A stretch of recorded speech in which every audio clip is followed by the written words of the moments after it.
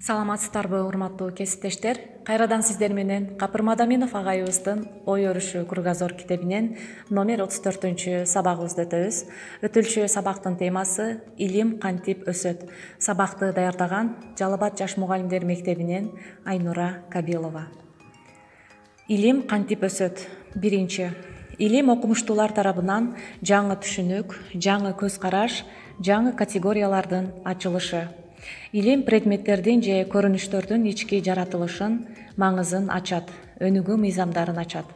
Илим жашайт, өсөт, жаңы тажрыйбаны өздөштүрөт, өзүнүн структурасын өзгөртөт.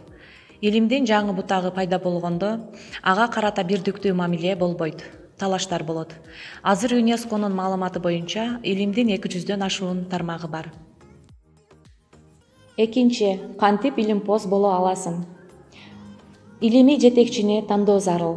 Ал Павлов айткандай сверх опекун болот. Илимий жетекчинин негизги максаты өз аспирантын эң кыска жол менен илимге даярдоо. Тема тандоо, объекти тандоо. Илимий ишти жазуунун методикасын үйрөнүү.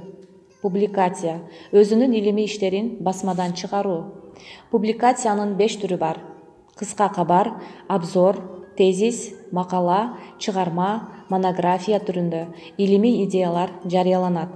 Семинар, конференция, симпозиумдар аркылуу да маселелер талкууланып жарыяланат.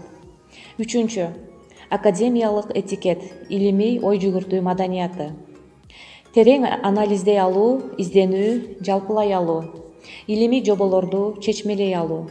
Семинарлардагы сөздөргө, диссертация коргоодогу сөздөргө таянбайт. Окумуштуунун өз ойлому, өз алдынчалыгы болуусу керек.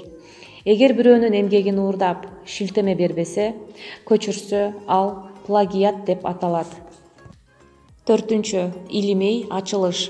Эң алгач окумуштууларда божомолдоо болот. Муну ассоциативдүү ой жүгүртүү деп аташат. Анан ачылыш жасоого ыңгайлуу кырдаал пайда болот. Муну сатори деп айтышат. Мисалы, Ньютондун башына сейилдеп жүргөндө башын алма түшкөндө, аны тартылуу күчүнө окшоштурган. Азыркы илим тажрыйба менен эсепке, тыянак чыгарууга, жыйынтыкты текшерип көрүүгө таянат. Генийлер адамзатка жаңы жолдорду ачат. Мында каталар, адашуулар да болот.